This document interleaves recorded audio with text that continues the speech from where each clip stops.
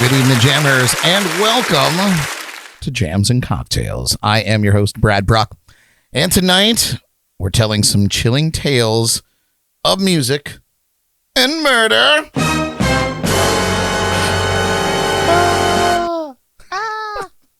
Thank you, guys. That's very dramatic. Terrifying.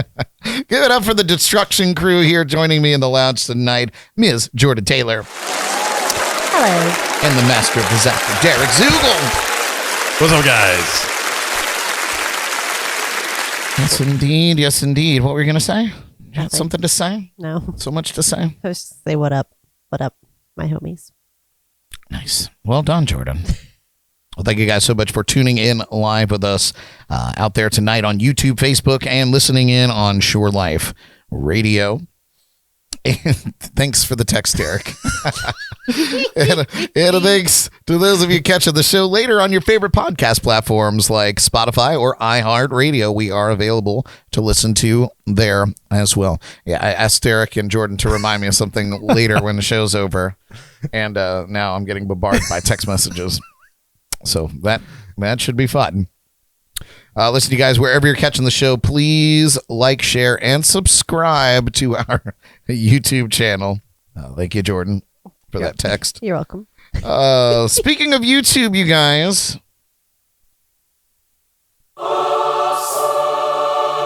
We finally smashed our 1,000 subscriber goal yesterday. What are y'all whispering about over there? Not a thing. We're excited about the 1,000 subscribers. Yeah, pay attention, Brad. Too poor to pay attention, baby. To yourself. We did. After years of working towards getting to that point, it was an incredible feeling to see that number on our channel. So thank you again to those of you that have been here since the single digits. And a special thank you to those of you that pushed us over the threshold. So we really appreciate that. And we look forward. I think we're sitting pretty somewhere around 1,012 right now. Whoa. Woo-hoo. Yeah. So we're at that solid point. It was funny because Elly actually sent me a text and she was like, April Fools, I'm going to unsubscribe. Bring it back to $9.99. Because, Lord, I was chomping at the bit. Jordyn knows I was sitting there and just refreshing my phone obsessed. every minute to see if somebody would subscribe. For hours. But I didn't want to solicit it. I wanted to be a genuine subscribe.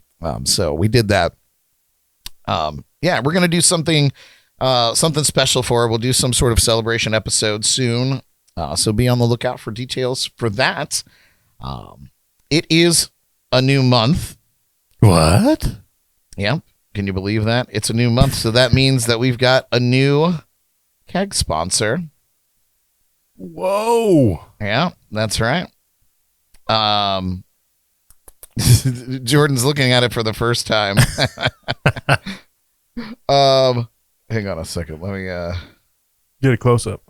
let me see what the heck I'm doing here anyway. Oh, that's not what I wanted. Dead air, Brad. I know. I'm just trying to. I think I messed up somewhere. Yeah. Oh, boy. Nah, it's all right. But it is Jaybird. So Jaybird is back again, making sure that we're not thirsty. Derek also making sure that we're not thirsty tonight. I don't know what you mean. But yes, so if anybody sees Jaybird out in public, be sure to kiss Jaybird. Yes. Jaybird, Come here, buddy. If you're tuning in, where was that photo taken? Was that in Vegas? Looks like Vegas, but it's great. I don't have the graphic handy, but I'll put it up at the end of the show. Also on the show tonight, you guys, we've got Derek's Bargatory. So he's going to be crafting up his special cocktail here. He's already sipping on one of them. Glug, glug, glug. Yeah, it's hardcore. So we've also got Name That Tune, the Jordy Files, and our Midweek Motivation, and some tunes sprinkled in there. So stick around after our Dateline bit for all that fun stuff. So we are watching the chats and comments this evening. It was in Vegas. He said yes. Yes, it was Vegas. Yeah, it looked like Vegas. We also have the JNC text line open, 321-345-6658. So chime in and let us know that you're out there. And, well, what do you guys say that we get this thing off the ground with our shot of the week? I like it. Yeah, let's take a look.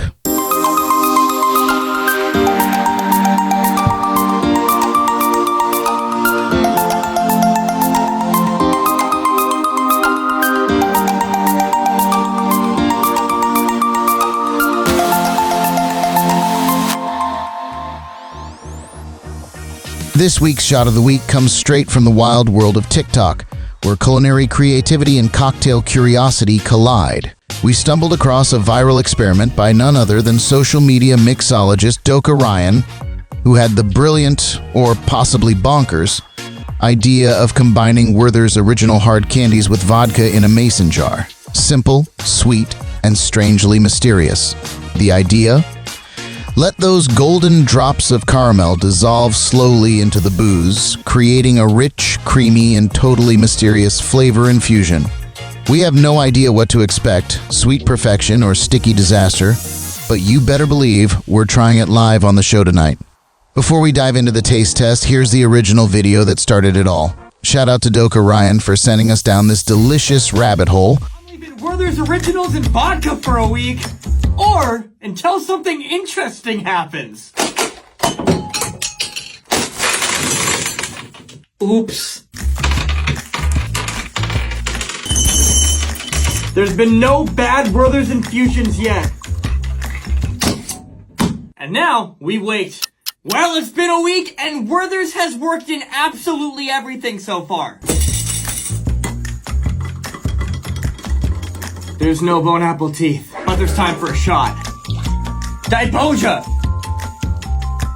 Whoa, it works! Something about the consistency is odd. I'm perplexed. 6.5 out of 10. All right, so Doka Ryan there. And I have to say, He's perplexed. the mason jar looked exactly like what he had. So, like, I'm pretty confident that we did it right. Did you crush this one?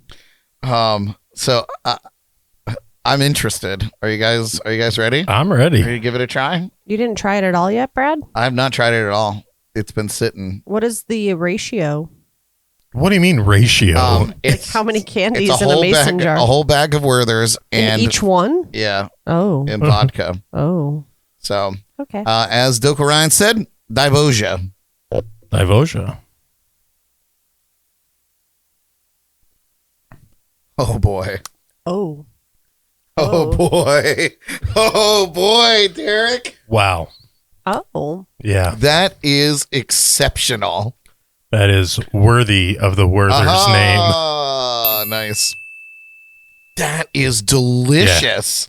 That's dangerous. Yeah. That's, Very. Yeah. I Why don't they make this in a schnapps? I'm sure they do. It's called called butter butter schnapps. yeah, butterscotch Butterscotch schnapps. Could imagine that over ice. Oh man, well it tastes like chocolate milk, I'm sure, or caramel milk. Ooh. And God, the that's coffee. really good. We should put that in the espresso martini. Well, you guys, You should put that in espresso martini. I won't touch it. Maybe I found another Werther's infusion from Doka Ryan. Oh, of course you did. So we have a bonus shot. Let's see what he did for this one. I'm leaving Werther's Originals and Malibu rum for a week, or until something interesting happens. Are the two best things I've ever put together good together?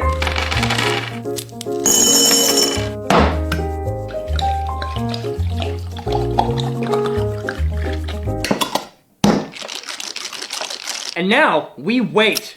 Well, it's been 4 days and something interesting happened. All the Werthers are gone. It's good or it's bad. I don't think there's an in-between here. There's no bone apple teeth. But there's time for a shot. Diboja! What? Oh my god! Wow! This is the greatest jar ever made in the existence of this channel! I'm validating our parking. It's caramel coconut! Oh! Whatever you're doing, stop it and do this instead! 50 out of 10! 50 out of 10. That's a big one. It is a big one, and this is kind of thick. Is what she said. All right, so he was really excited about this particular mashup here. Thank you, sir.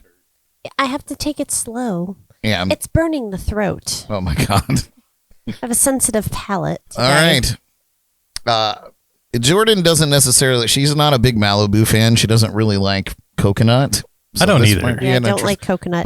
But I don't know. And I had a lot of Cariboulos in college. I threw this up a lot. So Doka Ryan said 50 out of 10 for this. So Baboja. What you said. Oh, God. Oh, it smells horrible. Wait a second. That's more authentic. Werther's. That tastes awesome. That's not more terrible. authentically a Werther's. Like, Yeah. clearly you can tell that's Werther's candy. Yeah. That is, It has less of the burn. yeah, well, Malibu is quite a bit less a- alcohol. Yeah. What if you mixed them together? But I don't Try know. it. You're the boss. You're the only one that has stuff left. True. That was really good. Can I see another cup? I don't want to ruin my experiments here. Let's see, what the hell is Jordyn doing over here? She's I am now a mad scientist making a cocktail. She's now. over here being a mixologist now. Oh, equal parts, folks. Equal parts. Equal parts. Okay. All right. I've mixed the two. Give it a shot. No pun intended. Burp, burp, burp, burp, burp. I stir it.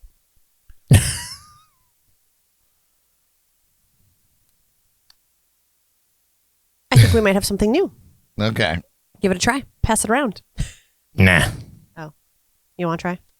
Oh, that's heavy. That's heavy duty. I don't like that. Oh, not a fan. Now I have 3 drinks. Good job, Jordyn. Nice. I think that was pretty good. You don't want to try it, Derek? That was successful. I can mix my own if I need to. How I much, guess you have a lot. how much more do we actually. still? How much is in those jars over A there lot. still, Derek? Oh yeah. More than half Oh boy, we're gonna get fucked up. in both. Well, and we haven't even gotten to the special cocktails. That's true. Oh, dear God. All right, you guys, join us each week for our shot or cocktail of the week by visiting our website at jncpodcast.com to see what we're planning, and then tuning in on Wednesday nights to see or to have a drink with us. Enjoy all of our recipes in the archive there on our page as well. So thank you for that. All right, you guys. Does everybody have their best Dateline personalities lined up here? Yeah? I think we've been Yes. warmed up with the old people's candies. Guys ready to do this? All right. Are you guys ready out there for some chilling tales of music and murder?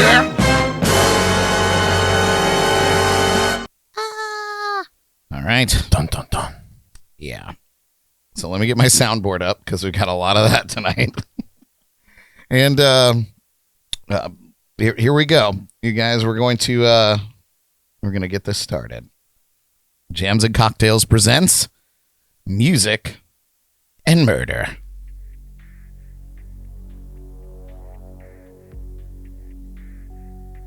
That's right. I have a script somewhere. Ladies and gentlemen, tonight we take a different turn. We love to celebrate music here, the joy it brings, the memories it makes, the way it connects us all. But sometimes the story behind the music takes a darker path. This week marks the anniversary of the tragic and senseless death of Marvin Gaye. It's a painful reminder that even the brightest stars can be consumed by shadows all around them. So tonight, we're diving into the stories that are as haunting as they are heartbreaking. Legends, icons, rising stars whose lives ended not by time or illness, but by violence.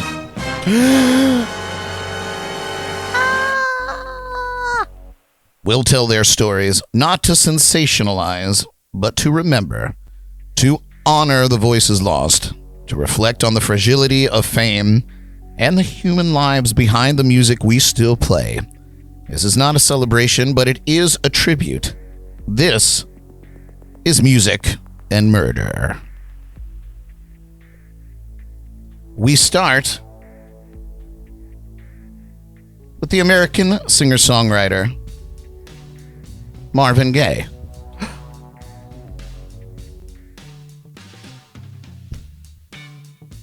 Yes, he was the heartbeat of Motown,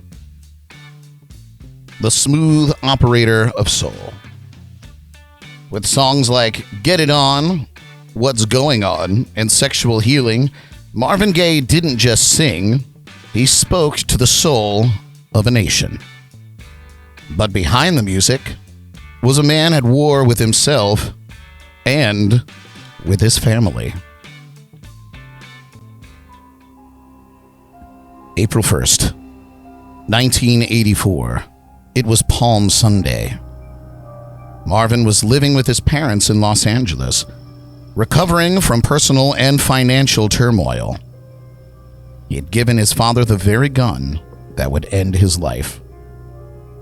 That morning, a family argument turned violent.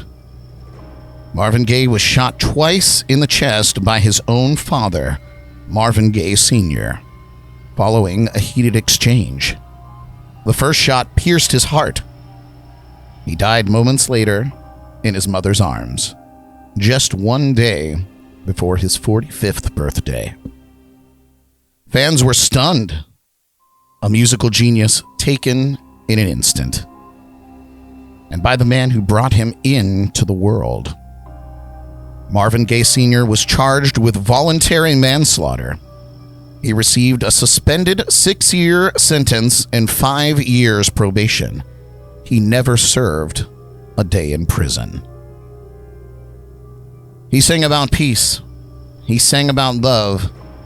But in the end, Marvin Gaye's final moments were marked by heartbreak, violence, and a tragedy too cruel to imagine.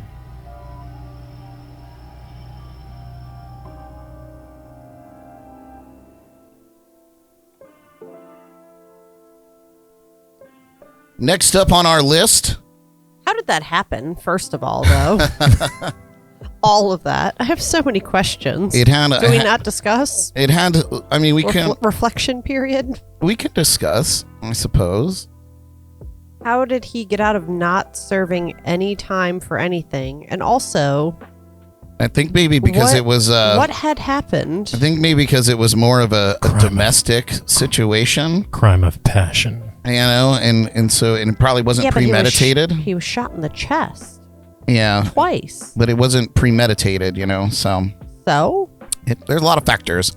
I'm not a lawyer, so I don't know, but yeah. I don't like it. He pled out. I don't like it at all. He probably pled out and got a lesser charge. Yeah, for sure.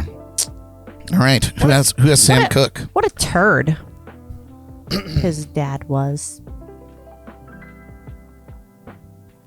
Next up on our list is Sam Cooke, American singer-songwriter, brought to you by Derek. Sam Cooke. He was the voice of a generation, smooth as silk and soulful as Sunday morning. Sam Cooke wasn't just a singer, he was a movement. The king of soul, with hits like You Send Me and A Change Is Gonna Come. He broke barriers in music and beyond. But on a cold December night in 1964, that voice was silenced. At the height of his career, just 33 years old, Sam Cooke was gunned down in a seedy motel in South Central Los Angeles. The official story? Self-defense. The killer? A woman named Bertha Franklin, the manager of the Hacienda Motel, who claimed she shot him in fear for her life. Cooke had arrived at the motel earlier that night with a young woman named Elisa Boyer. She would later tell police that Cooke had tried to force himself on her. She escaped his room, taking some of his clothes, and ran to the motel office. Just minutes later, a half-dressed and enraged Sam Cooke stormed into the manager's office, demanding to know the woman's whereabouts. Bertha Franklin claimed he kicked in her door and came at her. She shot him 3 times. He died at the scene. No trial, no public inquiry. The death of one of the most influential voices in American music was ruled justifiable homicide in a single day. But to this day, fans and family alike question what really happened that night. Was it a tragic misunderstanding? Or was there more at play? A beloved icon, a suspicious story, and a life cut short at the intersection of fame, race, and power. Sam Cooke, gone too soon, but never forgotten.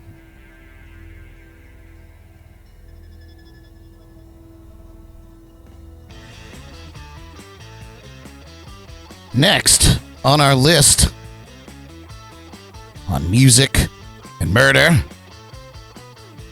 English singer-songwriter of the Beatles fame, John Lennon. Brought to you by our very own Jordyn.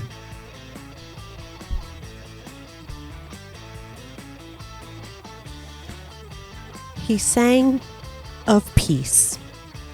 He dreamed of a world without borders, without war, without violence.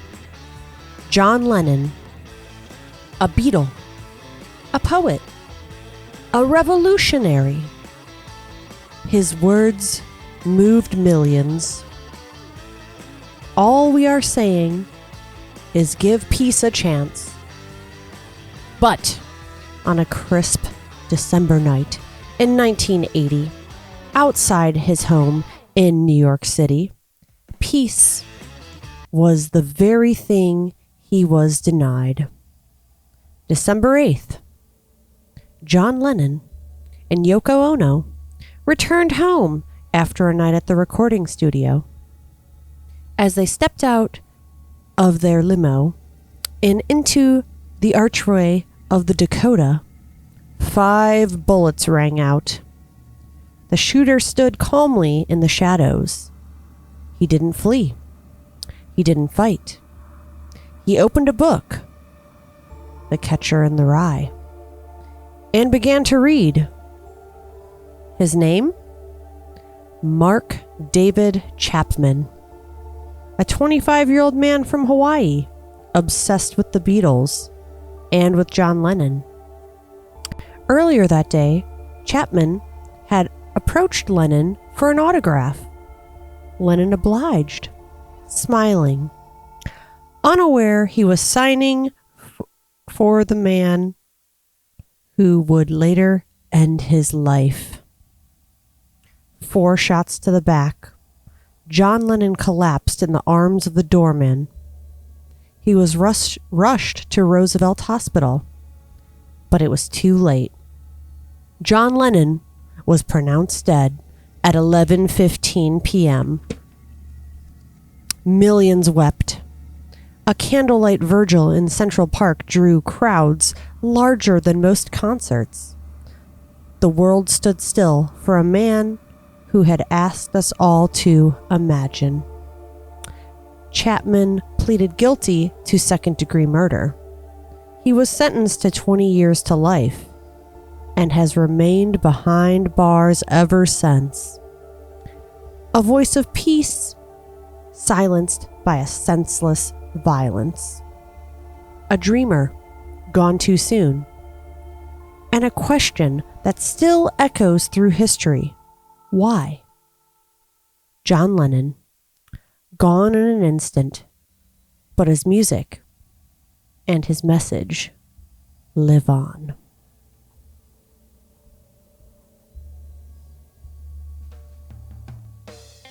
Spirit fingers. Nice job, Jordyn. Thank you. Next on our list, in music and murder, Jamaican reggae musician Peter Tosh of the Wailers. Oh, it's back to me. Oh. He was more than just a musician. He was a warrior, a rebel, a prophet with a guitar. Peter Tosh, founding member of the Wailers, and later a fearless solo artist. With anthems like Legalize It and Equal Rights, he fought oppression with rhyme and rhythm. But on a humid September night in 1987, in his own home, the music stopped. September 11th. Peter had just returned home from a trip abroad, welcoming friends and visitors into his Kingston house, celebrating life. But outside, evil was waiting. They weren't just robbers. They were known to Peter. Led by Dennis Lepo Loban, a man Tosh had once tried to help. They demanded money. Peter insisted he had none. The mood shifted from tense to deadly. When it was over, Peter Tosh was dead. Shot in the head. 2 others killed, several more wounded. In the blink of an eye, Jamaica had lost one of its loudest voices for peace and justice. Loban was arrested and convicted of murder. He was sentenced to death, but that sentence was later commuted to life in prison. And yet, questions lingered. Was it really just a robbery gone wrong? Or was it something darker? Political retaliation? Silencing a revolutionary? Peter Tosh, the mystic man, silenced in his sanctuary. He once said, "Everyone is crying out for peace. None is crying out for justice." In his death, he became both the cry and the echo.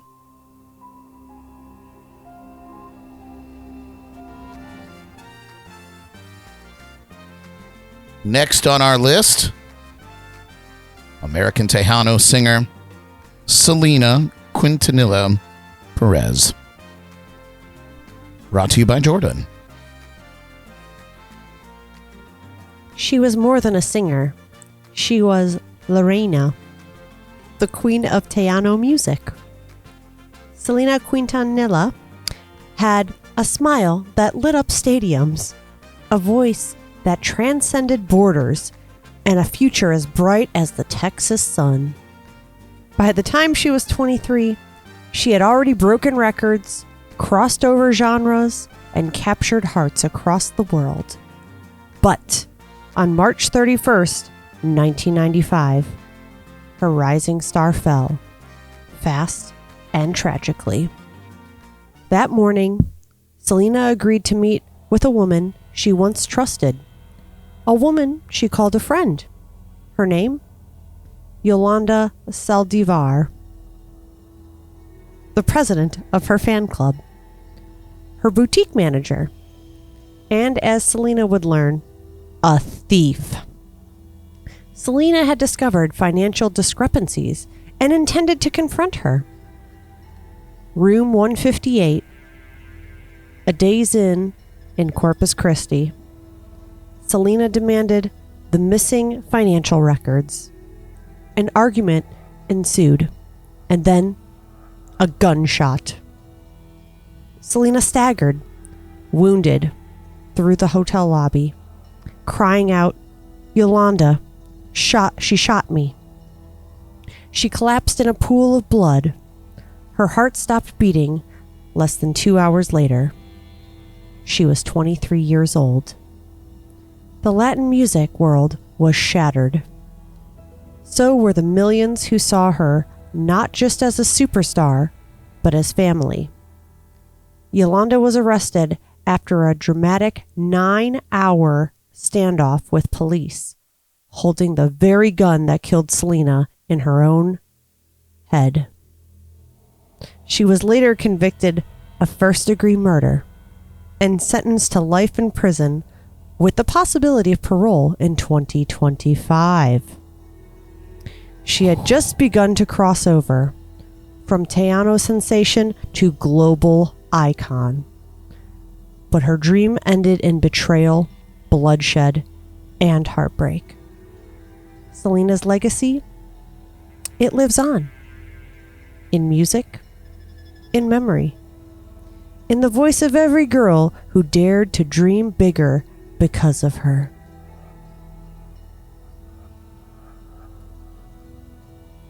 Beautiful musician.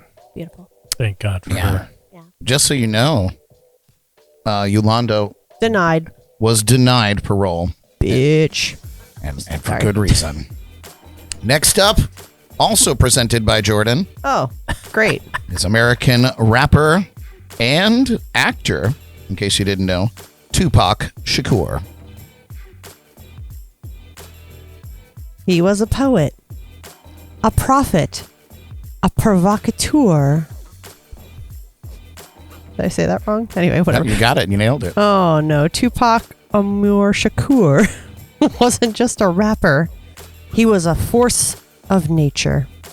With his raw lyrics, piercing eyes, and unshakable spirit, Tupac became the voice of the streets, the struggle, and the soul of a generation. But on the night of September 7th, 1996, that voice was silenced. It was a night of lights, cameras, and chaos. Tupac had just left a Mike Tyson fight at the MGM Grand in Las Vegas. He was riding in a black BMW with Death Row Records CEO Suge Knight? I don't know, whatever. Suge Knight. Dang, I knew it. Okay. Earlier that evening, Tupac had been involved in a scuffle inside the casino, caught on surveillance footage, by the way, beating a man tied to a rival gang. Hours later, just after 11 p.m., their car stopped at a red light on Flamingo Road. A white Cadillac pulled up beside them. Multiple gunshots fired. Tupac was hit 4 times.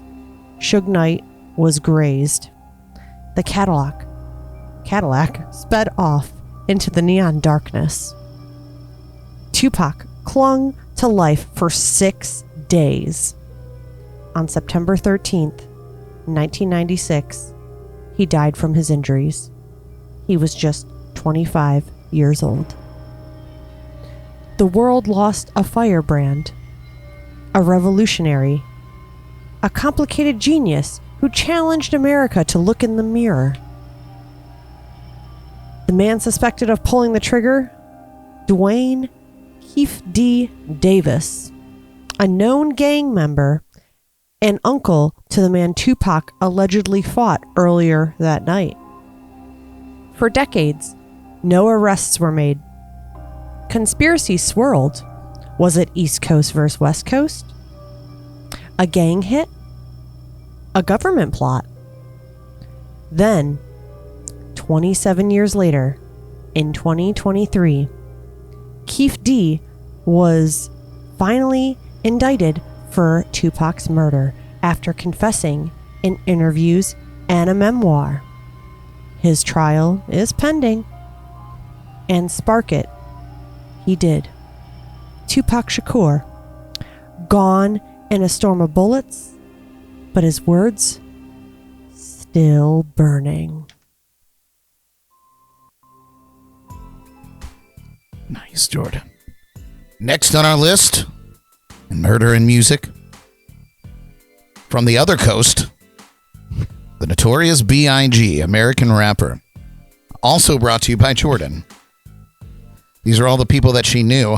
Let me just carry the whole show here, folks. In order. You gotta pronounce everything. I'll do my best. No promises.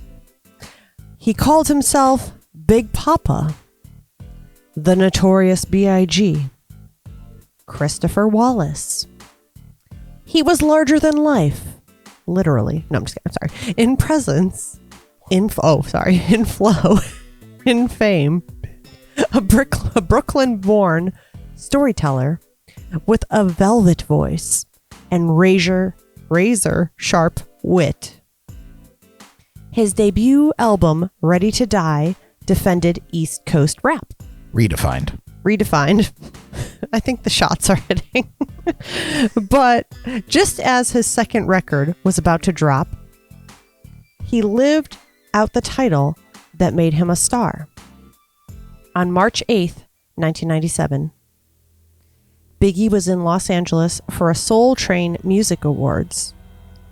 That night, he attended an after-party hosted by Vibe magazine and the Peterson Automotive Museum. Security was tight.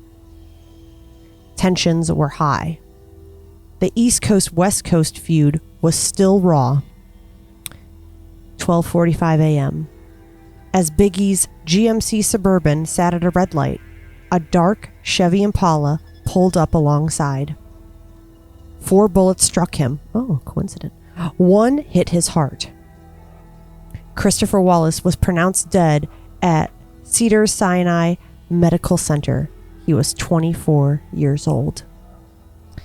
It was a seismic shock to the hip-hop world. Oh, Lord. Only 6 months after the murder of Tupac Shakur, theory swirled. Revenge? A gang hit? Inside job?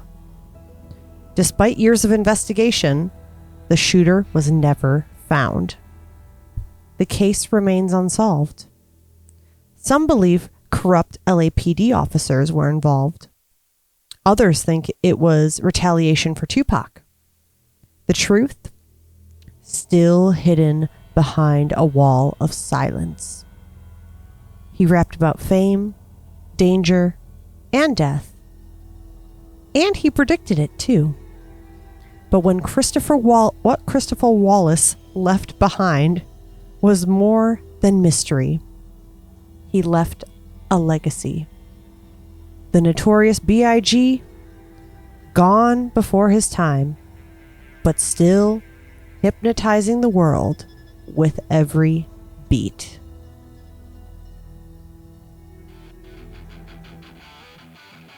Nice, Jordyn. That was rough. R.I.P. Yeah.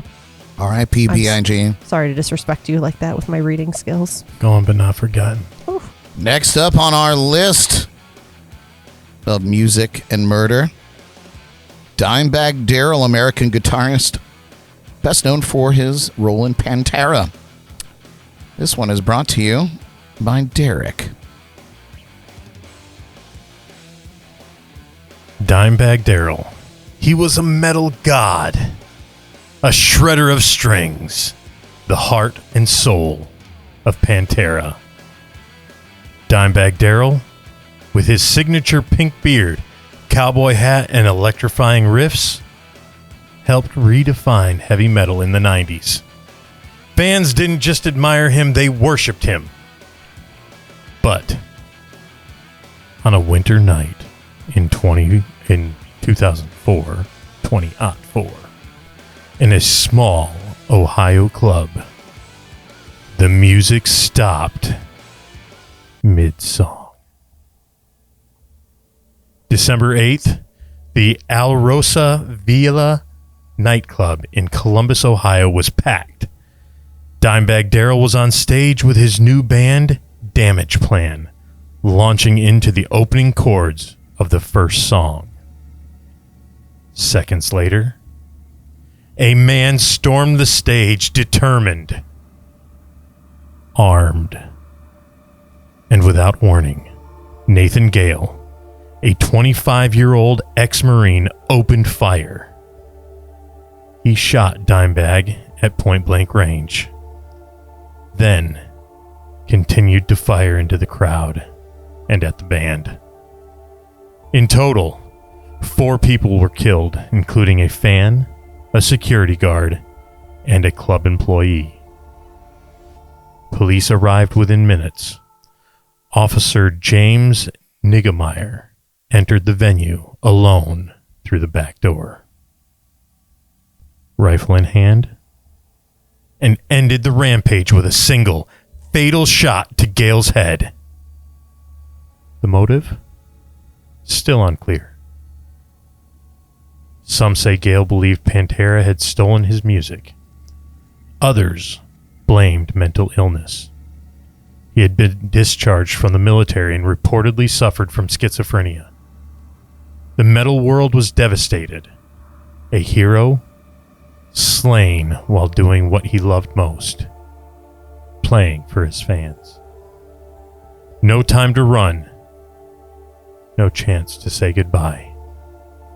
Dimebag Darrell, killed on stage, in front of the crowd he lived for. He wasn't just murdered, he was executed in the spotlight. And the echo of the final note still haunts heavy metal to this day. Good, Derek. Damn. Next on our list is a personal tragedy to me because I actually performed at this venue several times. American singer Christina Grimmie, brought to you by me. She started in a bedroom with a laptop, a webcam, and a dream. She was a voice pure and powerful. Discovered on YouTube, celebrated on The Voice, adored by millions. But on June 10th, 2016, the dream turned into a nightmare.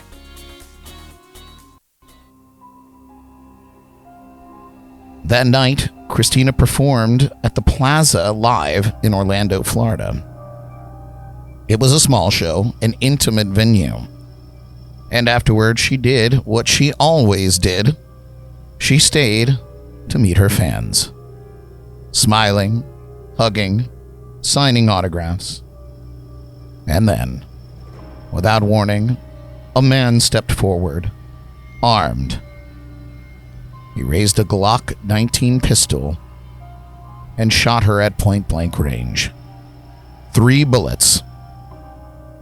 Christina's brother tackled the shooter, risking his life to protect her and everyone else in the room. The gunman, 27-year-old Kevin James Lobel, turned the weapon on himself. Both were dead within minutes. Christina Grimmie was 22 years old.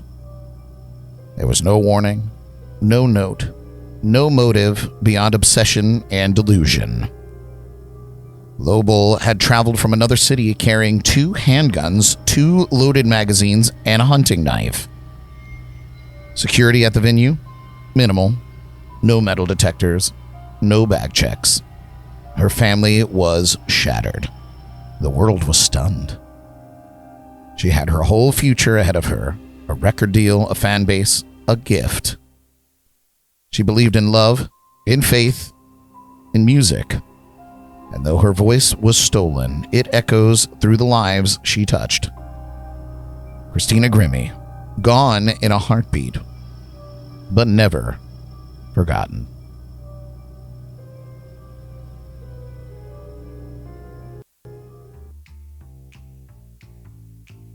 Next on our list, world-renowned jazz bassist Jaco Pastorius,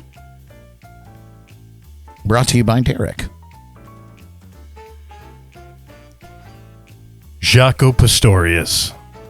He was electric, explosive, unpredictable. Jaco Pastorius redefined what it meant to play bass. With Weather Report, with Joni Mitchell, and on his own. He didn't just play notes, he painted with them. But genius often walks a thin line between brilliance and chaos. And Jaco. For Jaco, that line ran out on a sidewalk outside a Florida club. It was September 11th, 1987.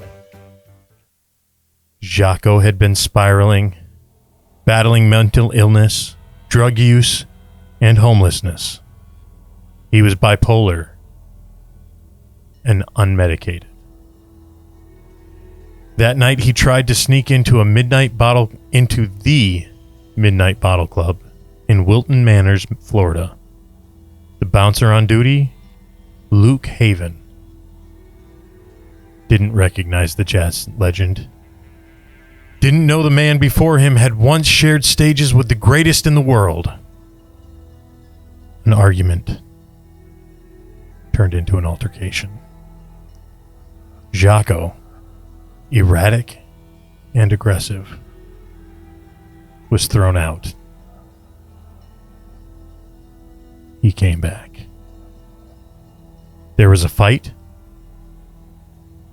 One punch. That's all it took.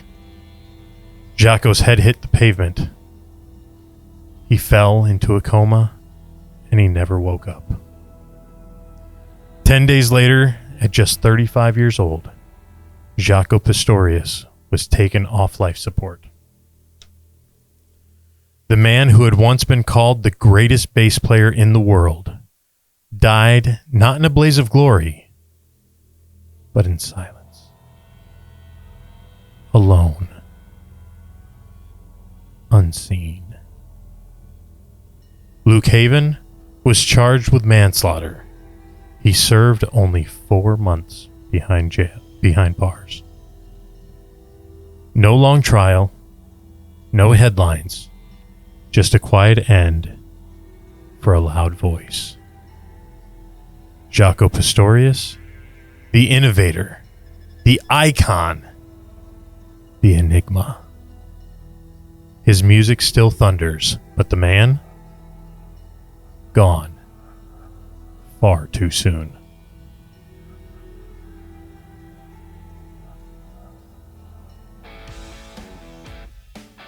Nice, Derek. Next on our list, JNC's Music and Murder.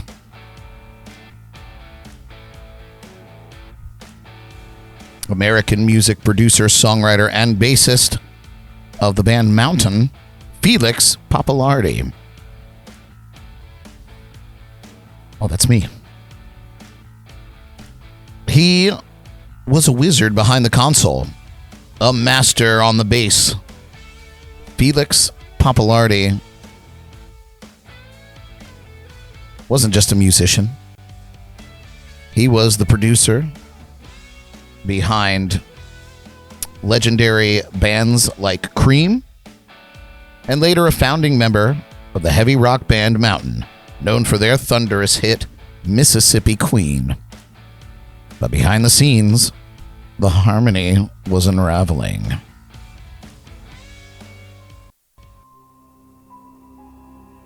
It was a Sunday afternoon. Felix was at home in his Manhattan apartment with his wife and creative partner, Gail Collins, a woman who wrote lyrics for many of his songs and ultimately pulled the trigger. According to police, the two had been arguing. Felix was shot once in the neck with a .38 caliber revolver, and he died almost instantly. Gail said it was an accident, but the evidence? A different tune. She was arrested and charged with second-degree murder. But in court, the story shifted. Felix and Gail had an open marriage. Tensions were high. So was the volume of their lifestyle. The jury didn't convict her of murder. Instead, she was found guilty of criminally negligent homicide. Her sentence? 16 months to 4 years in prison. She was out in 2. The music industry mourned. A trailblazer gone. Taken by someone who knew him better than anyone. Felix Pappalardi, producer, performer, killed not in the chaos of the road, but in the stillness of home.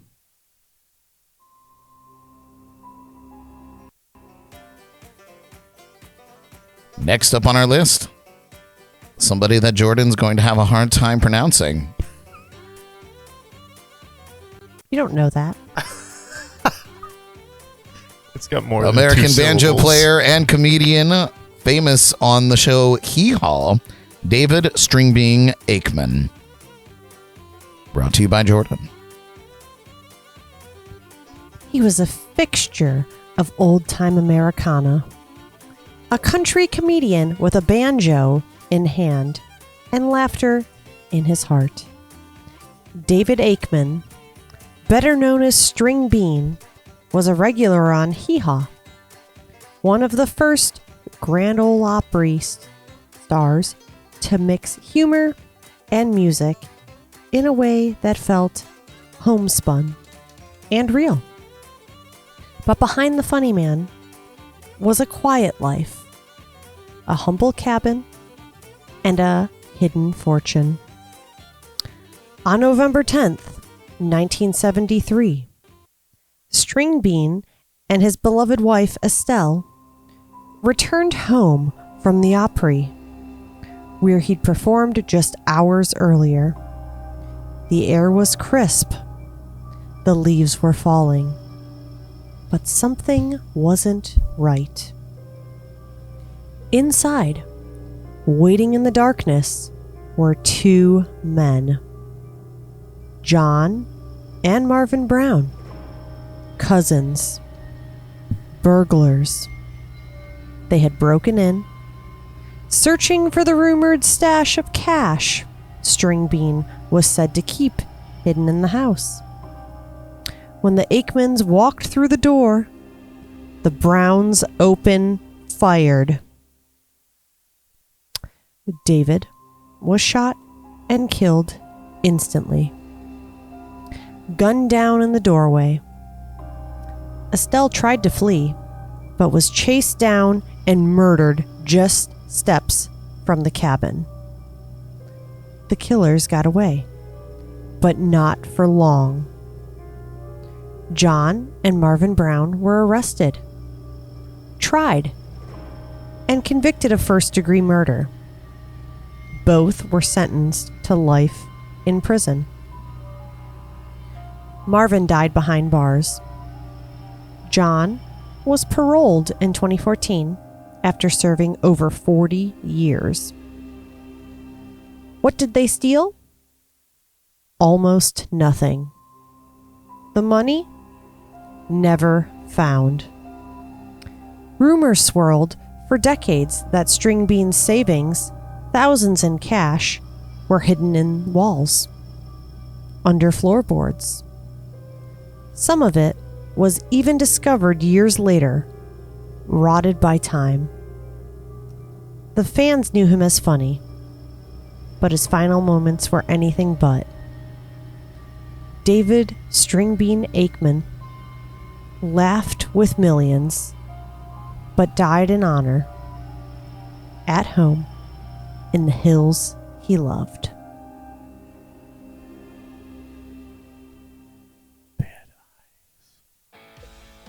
Nice job, Jordyn. Thought I'd butcher that one. Next on our list of music and murders,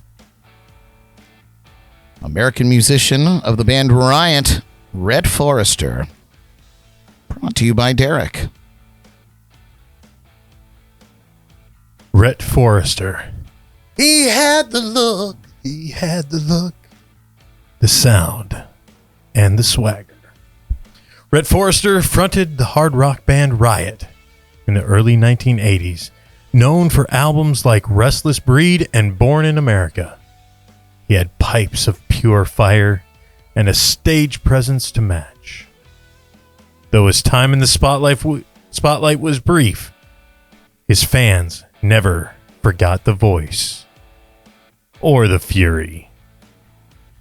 But in January 1994, that voice was silenced on a city street by a man who wanted his car. January 22nd, Rhett Forrester was sitting in his car near a friend's house in Atlanta, Georgia, when he was approached by a group of men. It wasn't a fight. It wasn't a dispute. It was a carjacking. Forrester refused to give up his keys. The attacker pulled out a gun and shot. Rhett died on the scene, just 37 years old. A rocker, gone in the dark, over a vehicle, worth just a few $1,000s. The killer? Never caught. The case remains unsolved to this day. No motive beyond theft. No trial. No justice. He wasn't a household name, but he was somebody's hero. And he deserved better. Rhett Forrester, he left it all on the stage, only to lose everything on the street. Nice, Derek. Wild. Next on our list, we're very close to the end here. American musician and saxophonist of the band War, Charles Miller. He was the sound behind the swagger, the sax that made you move. Charles Miller was a founding member of the band War. The force behind iconic hits like Lowrider, Why Can't We Be Friends, and Spill the Wine. Whoops, that's not right, is it? No. His saxophone wasn't just part of the music, it was the attitude. But in June of 1980, Charles Miller played his final note. June 4th. Charles had just celebrated his 41st birthday. A father, a husband, a sole survivor of the 70s funk revolution. But on this night, he encountered violence instead of applause. The details scarce. The motive still unknown. Miller was fatally stabbed during what police called a random street robbery, and he died later at the hospital. No suspects were ever arrested. No witnesses came forward. Just silence. A man who brought joy to millions, taken by an act of violence no one saw coming, and no one has solved.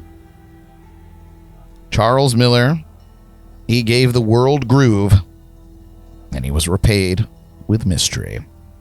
The case remains open. The questions remain unanswered.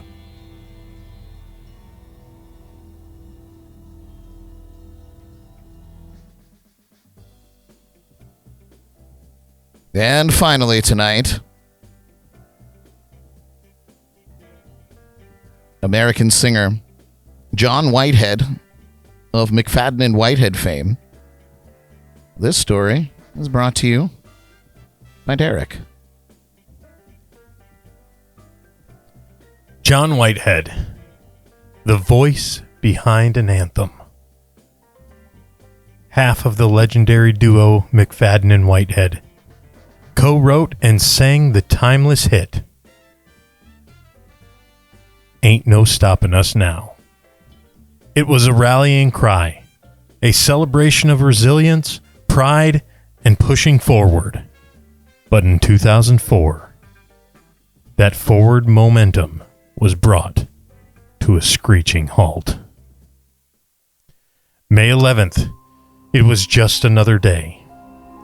John Whitehead was outside his home, working on a car with a friend, right in front of his West Philly house. Broad daylight, nothing out of the ordinary. Until it was. Two gunmen appeared. No warning, no words. They opened fire. Whitehead was shot multiple times in the back. His friend was wounded.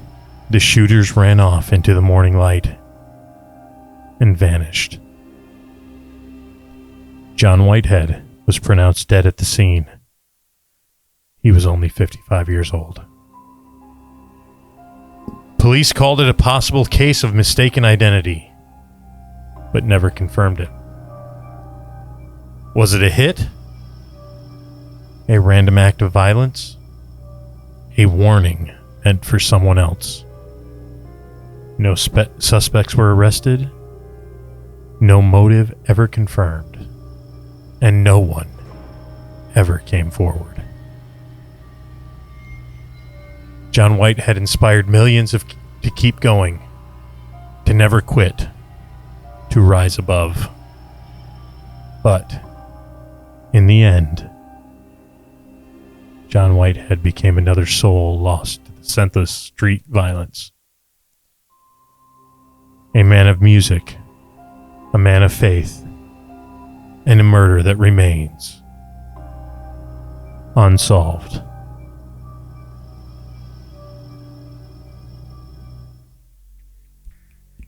Yes. Nicely done, you guys.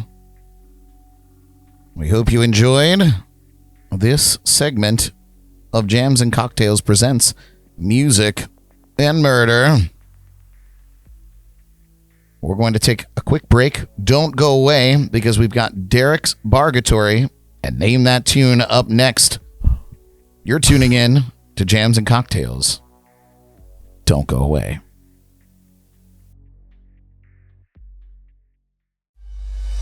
Jams and Cocktails will return in a moment. But first, a shout out to our April Keg sponsor, Jaybird. Thanks for keeping the beer flowing. Would you like to become a JNC Keg sponsor? Reach out and ask how. And now, back to the jams and the cocktails.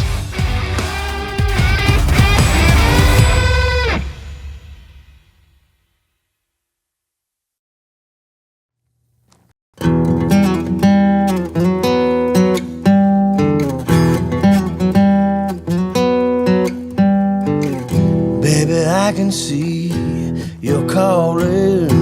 A guy like me, you should get a warning. I'm dangerous, you're falling. There's no escape, I can't wait. And once we start, I'll steal your heart. I'm dangerous, you love it. Too high, can't come down. I got your head spinning round and round. Do you feel me now? With a taste of my lips, you're alright. I'm toxic, you're slipping under. Taste of a poison paradise. You're addicted to me, don't you know I'm toxic? And you love what I do, even though I am toxic.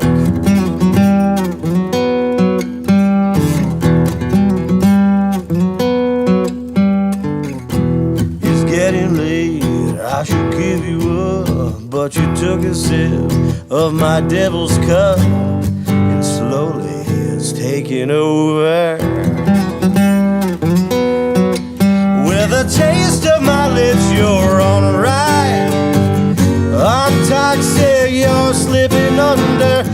Taste of a poison paradise. You're addicted to me, don't you know I'm toxic? And you love what I do, even though I'm toxic.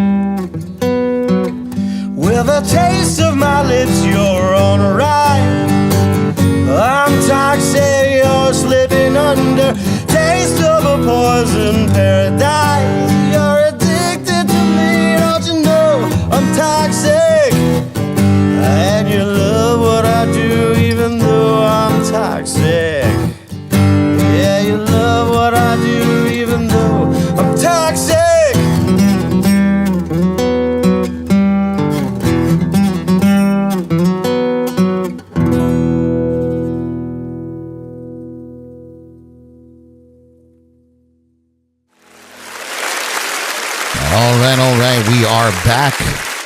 And we're going to send things over to Bargatory for Derek's drink concoction. Let's head over there and see what Derek's drumming up. Hey guys, gonna make a Spider-Man drink tonight.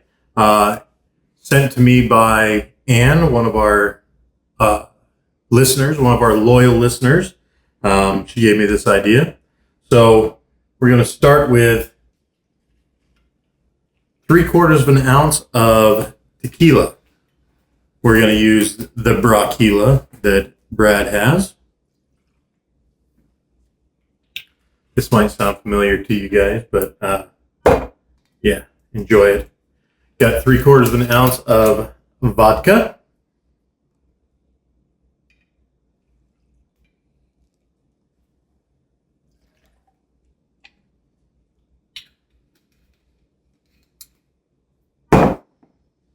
Three-quarters of an ounce of gin.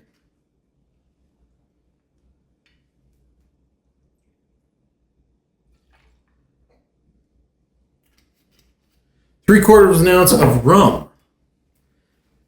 If y'all don't know, this is the start of a beautiful Long Island iced tea, but we're going to change it up just a little bit.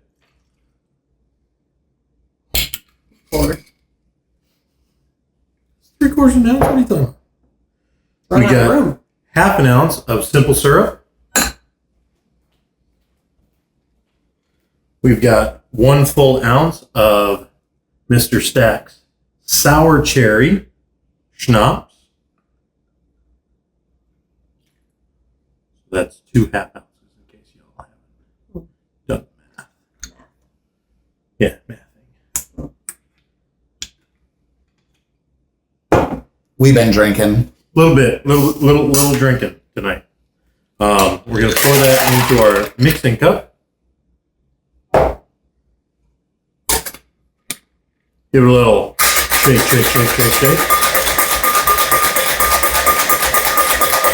Make sure it's nice and cold. Nobody wants a warm cocktail.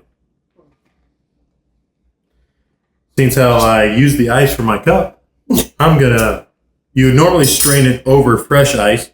I'm gonna use some of our ice here. Fill it up. Now you're raw dogging it. We are raw dogging it. We're going to add a little bit of the Monster Ultra Blue energy drink. I got the Monster Blue Hawaiian just because I like the flavor. Couple of shots of the bitters.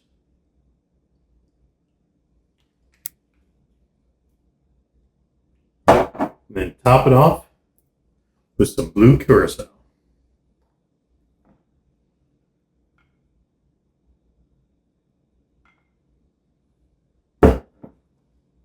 Got the red and blue for Spider-Man.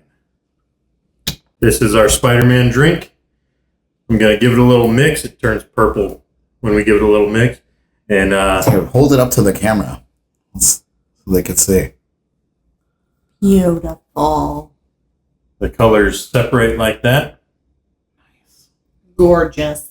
This one will be for Brad. Oh, God. I've already drank mine for the night. I can't do more than one a night. Although, you know what? Have a little sip of it.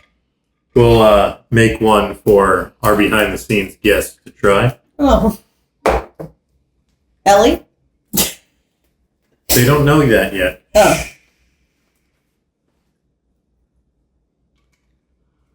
Well, I was going to cheers you with this crazy drink you made us earlier. Well, too bad for that, because now I'm going to make one for Jordyn and I to drink. Oh, boy. That we're going to reprise one from last week that I was told I made with the wrong type of soda. So, we're going to take Crown Royal Peach once again.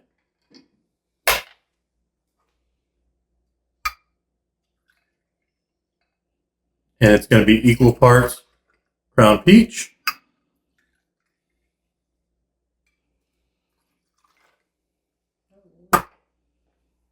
And our zero sugar Dr. Pepper Blackberry. Very important. Love that sound.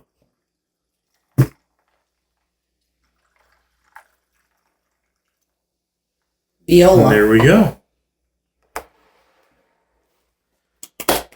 We had the drink that Brad was talking about from earlier. We mixed equal parts of the Crown Blackberry and the Crown Apple to create a mixed fruit Crown sensation. I like that name. That works. Get over here, Jordyn. Oh. Cocktail hour. Come on, Jordyn. Okay. Bradford, let's give that a little stir. That looks awesome.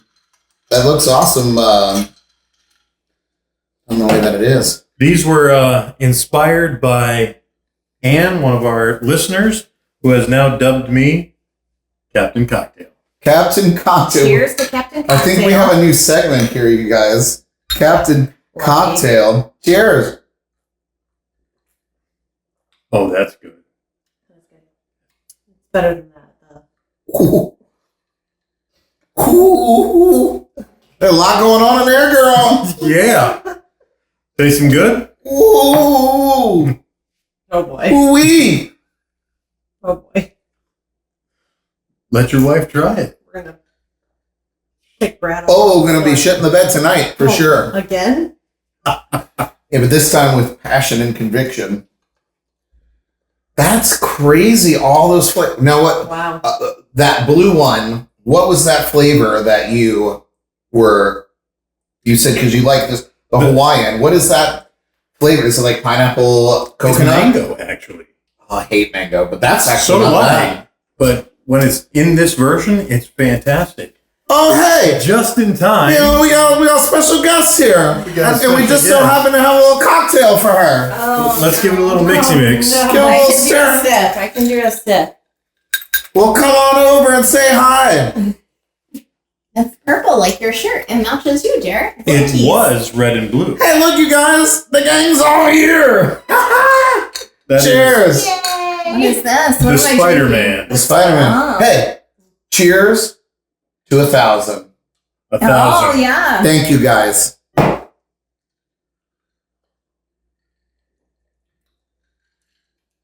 Tastes like Gatorade. It's delicious. There's something going on in there that I really like. Brad. All right, you guys, we're going to take it back to the lounge. Unless you got more to make. No, that's it for tonight. All right, let's do it. Little codeine. Just a little codeine in there. Okay. Get the heart pumping. Yeah. All right, all right. We are back. And Derek, that was a great session there, man. Well, listen, you guys, I hope that you all been paying attention out there because it's time for another round of Name That Tune. Let's do it. Don't need just one more.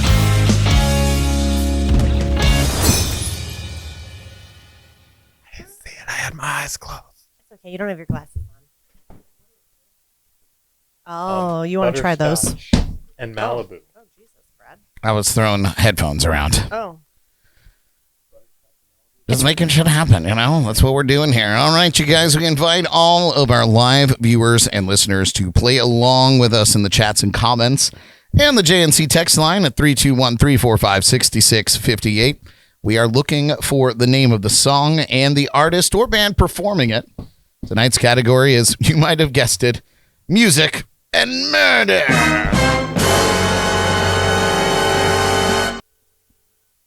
Brad, Yeah. gotta fix the camera. Yeah. I gotta sneak Elly in here somewhere. Oh, there she is. Mystery guest. There she is. There she is. She's in the corner. The smallest box. There you are. All right. Go figure. Talking to it. Hello. There There you we are. go. And I've joined the chat. And you've joined the chat. Ooh. All right. Are you guys ready to play? As always. We're always ready to play. All right. Here we go. But does it have to be this game? Yep. Here we go. First clue. Now let me welcome everybody to the Wild Wild West, a state that's untouchable like Elly. Yeah. Here's that clue again, if you need it. Now let me welcome everybody to the Wild Wild West, a state that's untouchable like Elly. Is it really that easy? It really is that easy. It could be. Okay, We just read about him. Oh. Yeah, Did we? these are all people that we just went over. We might not have, but you butchered it. Question mark? Yeah. All right, let's see what you guys got. It is California Love, by the way. California Love by Tupac.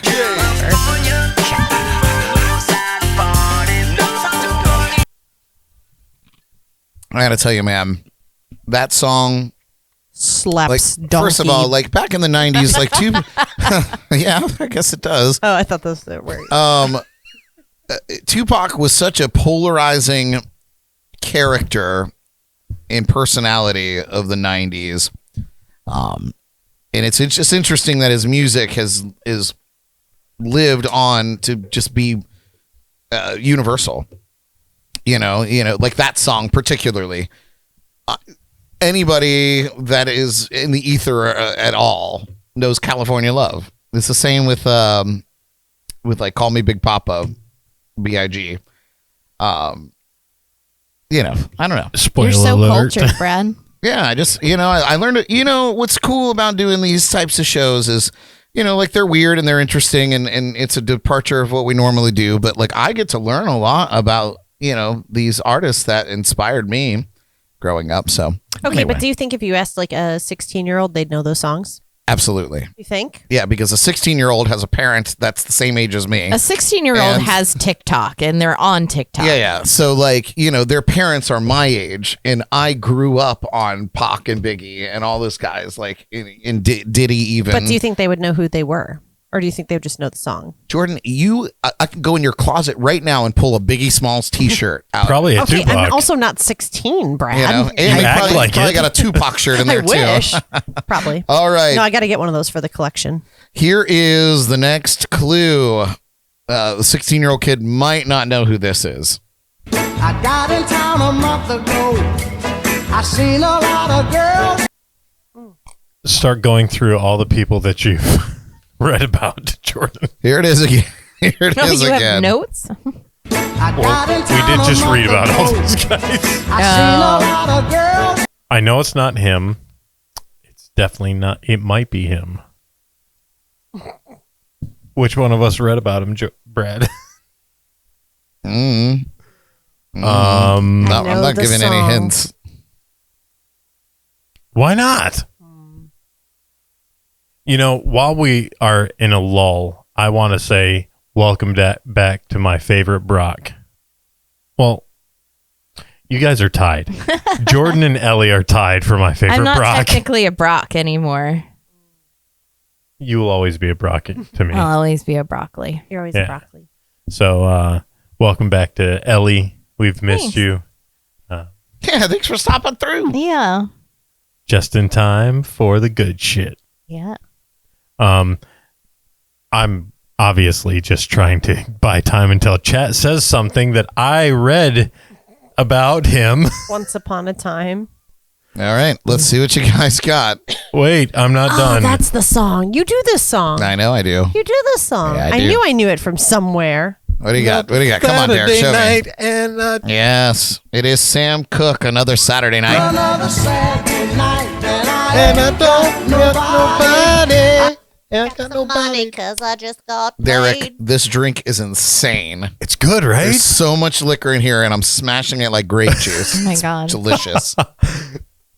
Well, it's a Long Island only without the Coca-Cola, basically. No, it's got energy drink in it. That's Oh, come this on. is better. Okay. Brad's gonna charge a wall later. He's gonna tear through the house. It's like a goddamn rhinoceros. He's Kool-Aid gonna man. he's gonna Oh, clean. yeah. He's gonna clean tonight instead of tomorrow, so he can sleep in. True. Yeah, maybe. I'll might. definitely put the trash down tonight for sure. All right. And that never happens. Holy shit! Next clue. Here we go. Baby, I'm hot just like an oven. I love this song. Baby,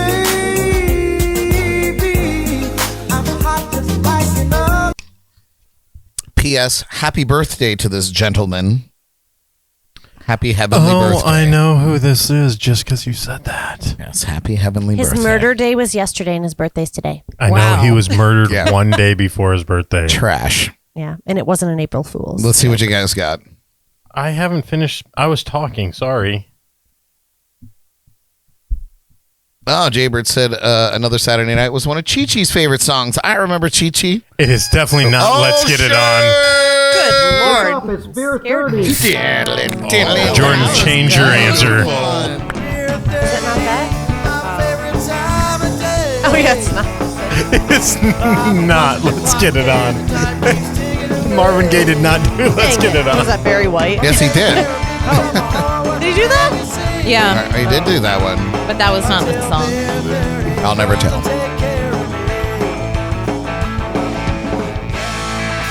Beer 30 is slags. He doesn't believe it. Fake news. I know the new version. Nice. Thank you, Kevin, for that break. That beer break, even though we're all drinking liquor drinks over I here. have beer. She got the burr. All right. I came just for beer 30. I'm going to leave after Yeah, this. she's gone. I get She's it. out. I get it. All right, let's see what you guys got. Oh, I thought we didn't even drink yet, bitch. Yeah, I had the same thing. It is Sexual Healing by Marvin Gaye. Basically the same song as Let's Get It On. I could use that. Basically the same. I could definitely use some. One leads to the other. All right, next clue.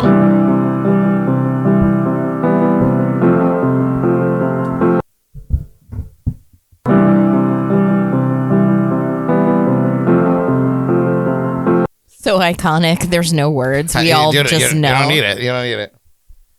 There's no Did people. they even have lyrics to that song? Oh, they sure do. The most controversial lyrics ever.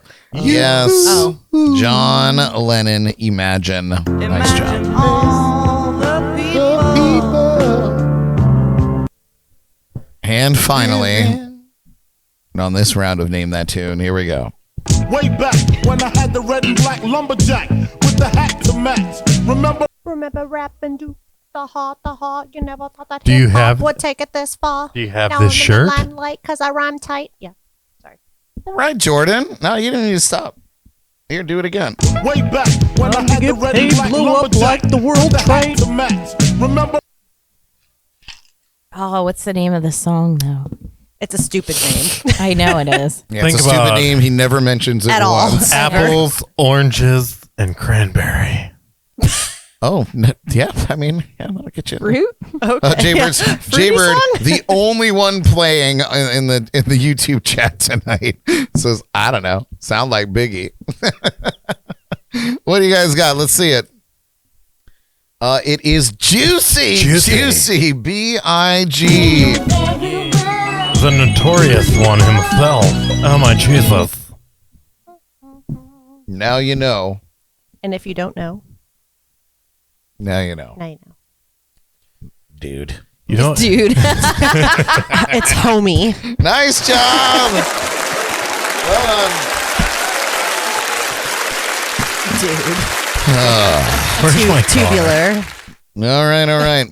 Well, listen, because I don't think that we... Oh, Brad, yes.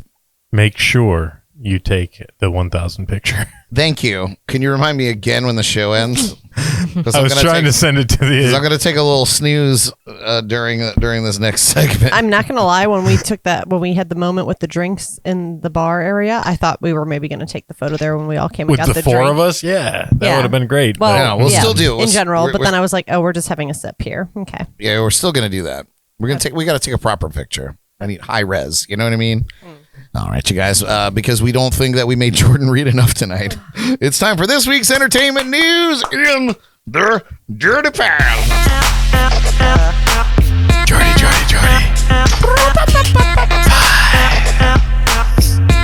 I'll be quick. That's what he said. I'll be quick. Yes, it's the Jordy Files, and here's your host, She's praying. Jordyn. Oh, hello. It's a short one this week. Yeah. Right. And you should know how to pronounce everything. I hope so. There's only one I'm kind of nervous about, but it's okay. Welcome to the Jordy Files. Tonight in the Jordy Files, we are going to be talking about one beloved star's final curtain call, a rock legend that faces a life-changing nonsense, and one determined musician provides it's never too late to dream big. From Hollywood heartbreak to a hopeful new chapter overseas. This is a segment full of emotion, resilience, and a whole lot of heart. But first, here are some celebrity birthdays. First, we have Zach Bryan, turning 29 today, country singer-songwriter, who has been making waves with raw, heartfelt tracks, like Something in the Orange. Yeah, it's actually a pretty good song. No idea what that is. That's okay. It's okay. Yeah. You don't really know it. No, he's a baby. Pedro Pascal is turning the big 5-0. Love that dude. He is fan-freaking-tastic. He is really, he's fantastic. From The Mandalorian to The Last of Us. He's done a lot of it. I don't know. One of my favorite gifts to send to people is the one with him and Nick Cage driving in the car. And Nick Cage just looks like he's completely devastated. Yeah. And Pedro's just like, oh, nobody can see it but you guys. But it's great. It's great. Find it, send it to your friends. I don't think, does anyone call him Nick Cage? Pedro? It felt weird.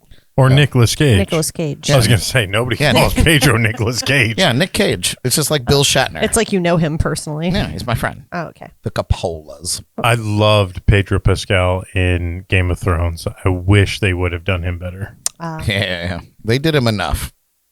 Yeah. Carry on. Anyway, Emma Myers is turning 23 today. She lit up the screen in Enid. As Enid. As in Netflix's Wednesday. Nice job. She was the colorful girl. Okay. She's the blonde in Wednesday. Yeah, well, you know. She's a werewolf. She likes the colors. Yes. Anyway, adorable. 23. What a little babushka. Michael Fassbender is 48. Fassbender? Yeah, he played Magneto in X-Men. Oh, yes. Exactly, Derek. Thank you. And he was in 12 Years a Slave. Yes, he was. Yes. 48 today. One of my favorites. Freaking great actor. Blast from the past. Bethany Joy Lenz is turning the Dubs Quats. That's a lot of teeth. Oh, get over it. You're just mad you don't have as many. Whoa. It's true. I am very mad. If you don't know, now you know. She's from One Tree Hill. And Drew Van Acker is 39 today. He was Jason on Pretty Little Liars. Shouldn't you say all that hair since we're talking about things we're jealous of? He should really play Tarzan. Oh, yeah. No. Be a good Tarzan, man. I'm going to shave my head, you guys. Not till the end of the month. That's coming. Oh, boy. Anyway, Bobby Jones is 40. Bobby Jones? Bones. Bobby Bones, not Jones. Love him. Is 45 today. He's the radio host of the Bobby Bones show. Wild, I know, right? 95.5. Oh. What? Bobby Bones show's on 95.5. No, it is not. It was. No. Maybe it's not anymore. It's on the country station. It was on 95.5 like for quite a while. Or something. Maybe. I don't know. Carry on. We have no idea. But last but certainly not least, Zaddy Christopher Maloney is turning 64 today. Love that guy. Yeah, he's a Zaddy from Law & Order SVU. Have you seen the pictures of him where it's on his butt? No. He has a magnificent butt. I believe it. I We're mean, gonna look- most Zaddies do. Look it up. To your camera, you look like an elf. She's just a little girl. Just a I'm little a real thing. boy. I'm a real I changed where her seat was when you put me there like 3 weeks ago. I'm just under the table. You're good now. I must zoom way out. Oh, but no, you'll have to send me that. Yeah. Just for science, of course. This wasn't an open marriage. We talked about this already. Looking is fine, Derek. Yeah. It's You guys can check his butt. It's fine. I want to see look it. at his butt too. I want to see yeah. it too. I was So do I. Everyone wants to see the booty. He's fantastic. I want He's that such shirt. a great actor. Have you seen that shirt that's like a throwback of him and Mariska Hargitay, or when they're in SVU? And Mariska Hargitay? They're flicking off the camera. No, I want to see that. But I want the shirt so badly. But anyway, we'll talk about that too. So after that, happy news. Sad news from Hollywood.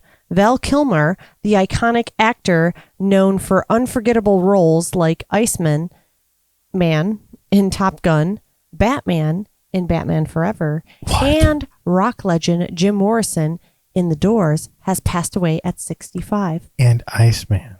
I said that. I said Iceman first, but then I said man because he was only one. Yeah, just one man. Val Kilmer is definitely a hit Iconic.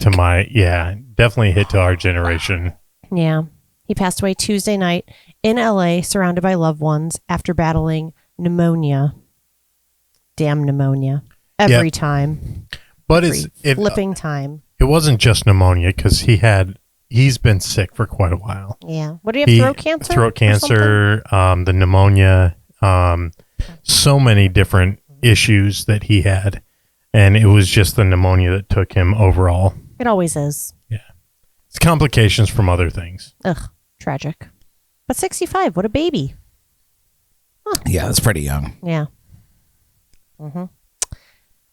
Well, a heartbreaking moment on stage. The Who's Roger Daltrey. Daltrey?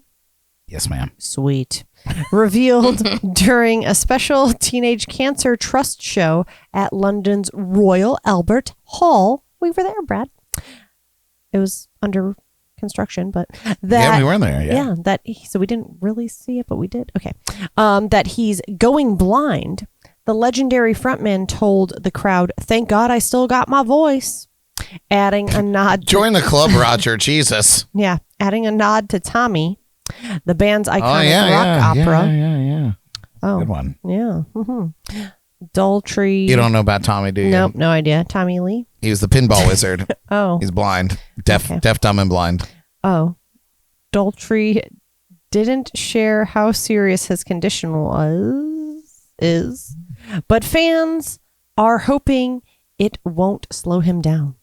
As for what's next, Pete Townsend told the band still has love and maybe even more music on the horizon. Cool. Great. That's just wondrous. And last but certainly not least, independent artist. Thanks for that. Independent artist Kevin McLoughlin. Woo woo. Whoa, we know him. Love that guy. Whoa. Is proving, not providing, that it's never too late to chase your dreams. Maybe providing also, I don't know.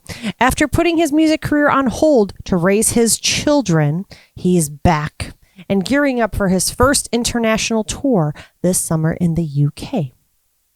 To make it happen, Kevin is calling on fans to help cover the costs of airfare, lodging, equipment, and venue rentals.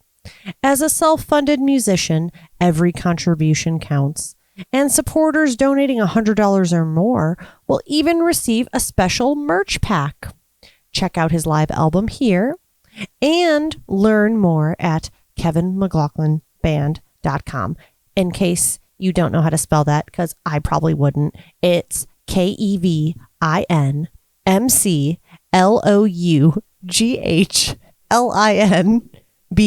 of course. .com. Well, not the of course, but yeah. Okay. Anyway, KevinMcLoughlinBand.com. Sorry, I just thought I'd, put that out there.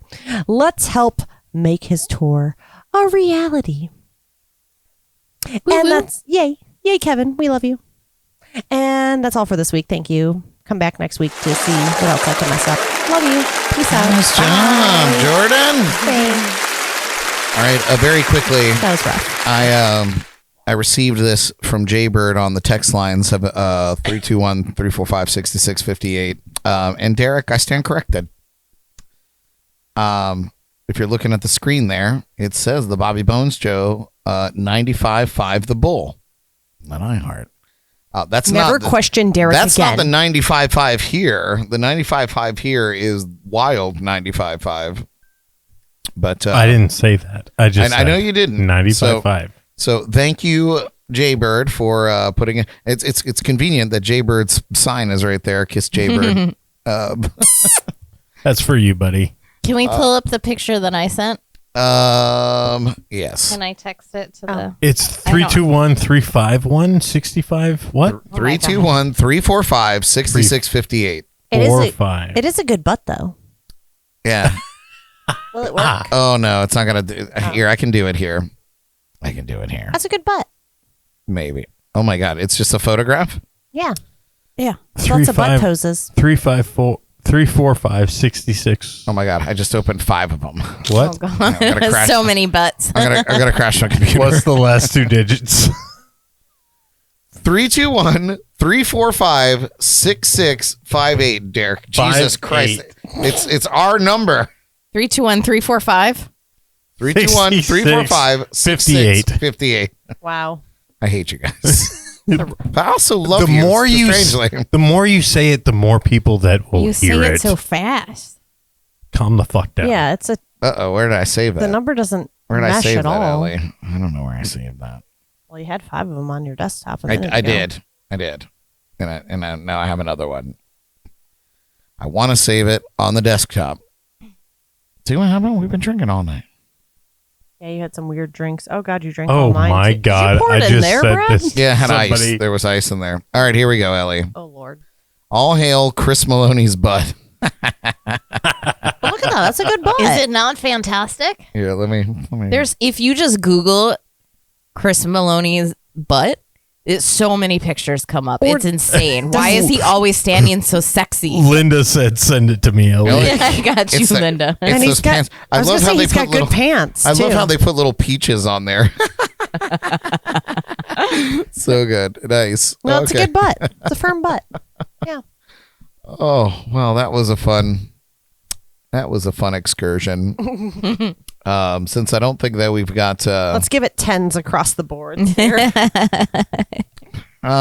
What a splash. Do we need to take a break? Do you guys need I to don't take a think break? we need to. No, I think we can go. Everybody good? You need more beer? Oh, It's there's, 9:46. What are we trying to do? there's shit on the There's shit on the table. There's stuff on the text message for you to read.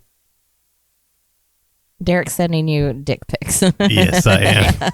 He did. And thank you for reminding me again. Yeah. About the, That's $1,000 good. note. That's good. I've been trying since You did. like 8:15. All right. Jordan couldn't tell All me right, the well, number. listen. Well, Elly, doing I'm so glad you're good. here because maybe you could chime in on this midweek motivation. Here we Sure. go.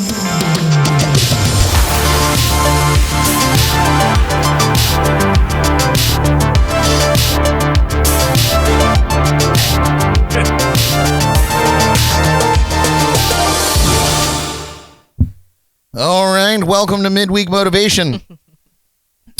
This is one that really hits home for me, and I know that it affects a lot of us more than most people would ever guess. It's social anxiety. It's the tight-chested, nervous energy that creeps in when you're walking into a room full of people, starting a conversation, or just being perceived. Now, if you're watching or listening to this and thinking, Brad, you have social anxiety, but you have a podcast, you perform in front of crowds, it's what you do. Liar. Well, yeah, that's exactly why I'm bringing it up. Because social anxiety doesn't always mean that you're shy or you're a recluse. It doesn't mean that you're incapable of being social or even performing. In fact, many entertainers, musicians, speakers, and public figures, people who seem naturally outgoing, they struggle with it every day. It's possible to be on in front of a crowd, but still feel drained, awkward, or nervous in one-on-one conversations afterwards. It's possible to joke and laugh on a show, but but you feel like your heart's pounding before you hit the live button. And you guys know how I am just before we go live. Yeah, it's the same. It's years into it. Here we are. Performing can actually feel kind of like an armor. You're in control, you're rehearsed, you have a role. But when that armor comes off, there's an anxiety, at least for me, that can hit the hardest. So I guess let's talk about some of the symptoms of social anxiety. The racing thoughts, over analyzing social interactions, avoiding social events or feeling like you're not enough in them, physical symptoms like sweating, shaking, dry mouth, nausea, fear of being judged, embarrassed, or rejected. Does any of that sound familiar to any of you guys? I'm having... It's happening right now. Yeah, I'm having PTSD. Right now. Well, there's good news. Social anxiety is completely manageable. And it doesn't have to stop you from doing what you love. So here's a few ways to take your power back. First and foremost, acknowledge it. Talk about it. The more that we normalize it, the less power that it holds. Practice self-compassion. Remind yourself that you're doing your best. You don't need to be perfect. Prepare, don't avoid. So plan ahead for social situations. Practice small talk, set small goals like saying hello to one person. Use your strengths. If you're good at performing, speaking, or creating, lean into that. Use that platform to express yourself and connect on your terms. Here's the big one. Breathe. Literally, deep, intentional breathing calms your nervous system. It's actually a physical thing that happens. And finally, seek support. Talk to your friends, a therapist, join a support group. I know it sounds crazy, but these are very helpful things if you have crippling anxiety. Talk to your friends. And most importantly, know that you're not alone. I'm there with you. Anybody else have social anxiety here in the building? Oh my God. Well, that's why I said talk to your friends, because seeking support can be your immediate friend group. Right. 100%. You might not know that you're the one that has the strength to say, hey, I need help. Yeah. This group of 4 people, 3 of the 4 of us have admitted it. The 4th just can't speak. So True. Talk to your friends. Talk to the people that support you. Go out with them. Don't go alone. Sure. Absolutely. Take a friend, a wingman. Absolutely. You don't need a wingman to pick people up. You need a wingman to talk to when you're really struggling. Yeah. Any insight, Eleanor? Oh, you're over there. Hello. Yeah. I mean, oh my God. Oh my God. You're huge now.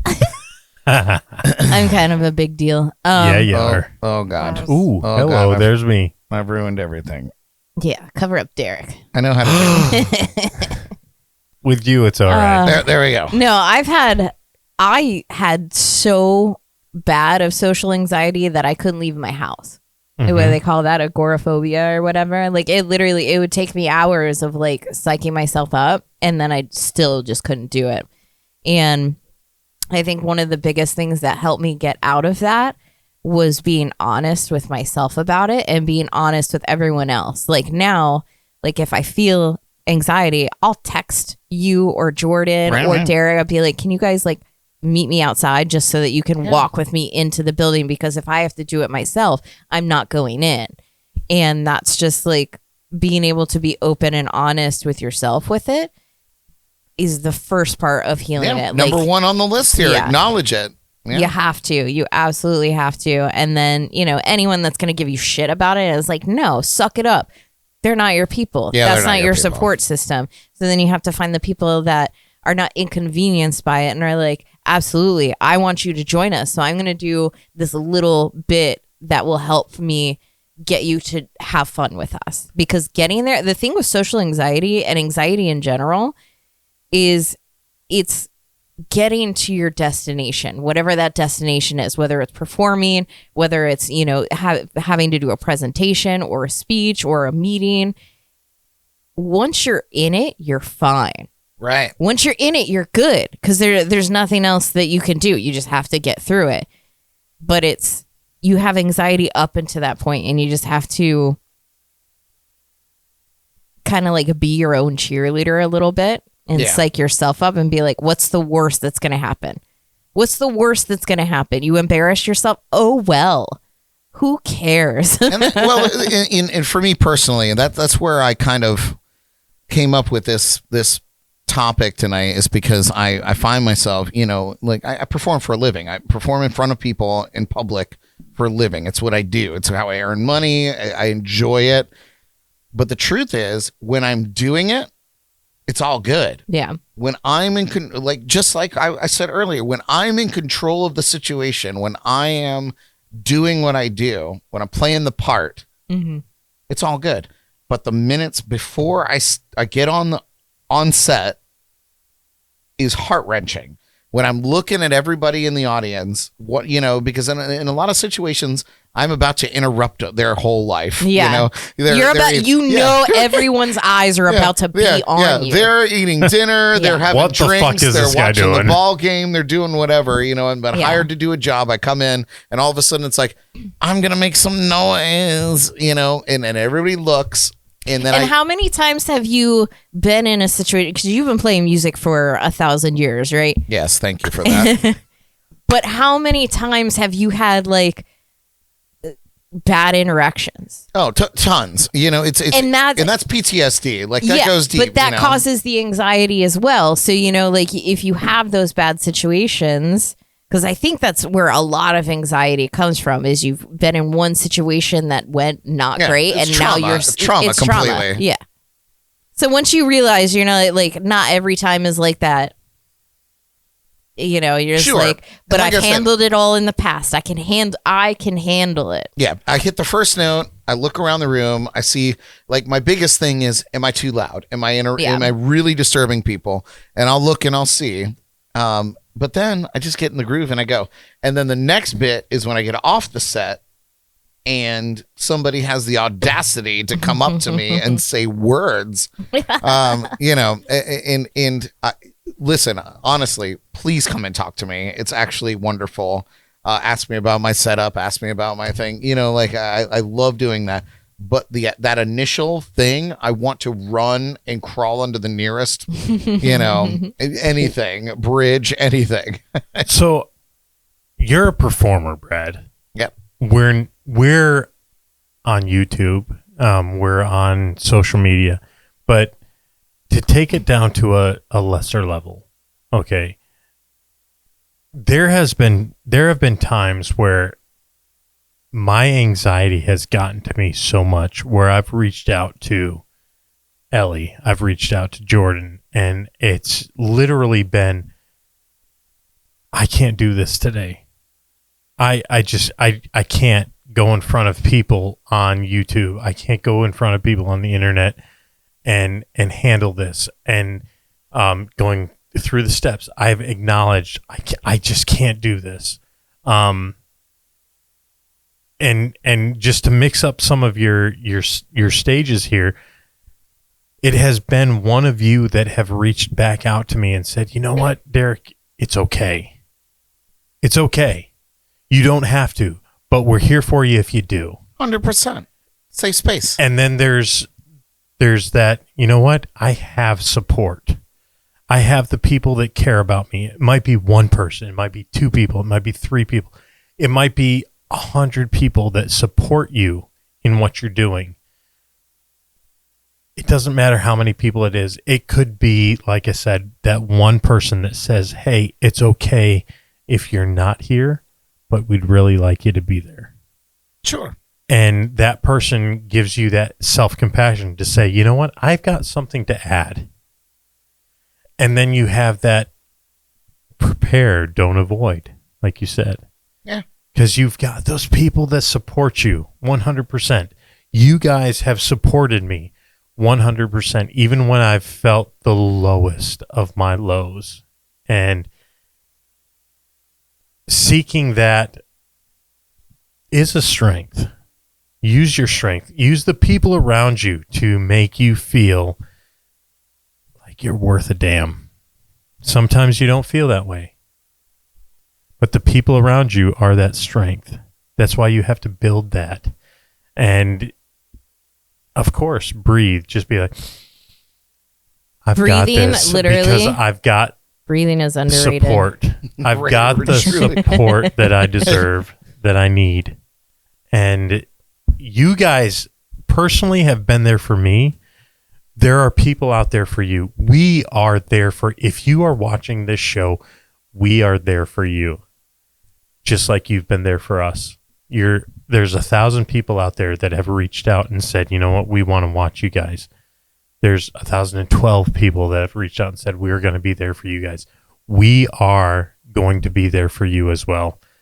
These 4 people in this room have been there for me more times than I can count, and have brought me to this show so that I can be here for the people that have subscribed and watched us. You guys have been my support in times that you don't even know about. All 3 of you in different times. And through that power and through that strength that they have given me, I can be there for you guys. We, as a group, can be there for you guys because we're not going to let any one of us fall. We're going to hold each other up. Surround yourself with people you care about and who will support you. If they're not there in the bad times, they shouldn't be there in the good times. Yeah. Amen. Amen. I love that. Well, listen, just to put a little bow on this, and thank you, Derek. That is reciprocal because you have been there through my lowest lows. You've seen my wiener so many times. Oh my Lord. The smallest of smalls and the largest of large. That's it. But for real, social anxiety, it doesn't have to define you guys. It's just part of your story. And if someone like me who sings, performs, interviews guests, clowns around with you knuckleheads each week, if I can live with it and still show up, so can you. It's mind over matter most of the time. Yeah. So most of the time, not all the time. Here's your midweek motivation. You don't have to be fearless and brave. Show up anyway. Be awkward if you need to be. Amen. Be real. That's more than enough. And I love you. Shameless plug. Shameless plugs is up now.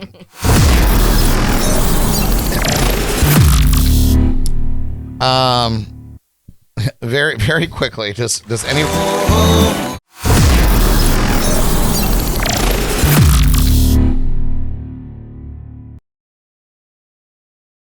Yeah. Chris Maloney's butt. Yeah, was that a shameless plug, Brad? I shouldn't have put that button so close. Anybody have any shameless plugs? You should change the end credits to just Chris Maloney's butt. Okay, maybe that's next my shameless episode. plug. Okay, thanks, Jordyn. That's what I have to say. Anybody else very quickly? No. Make sure you support local. Make sure you support Kevin McLoughlin as he goes to the UK and represents the United States as a local musician. USA. USA in the UK. Really? USA in the UK.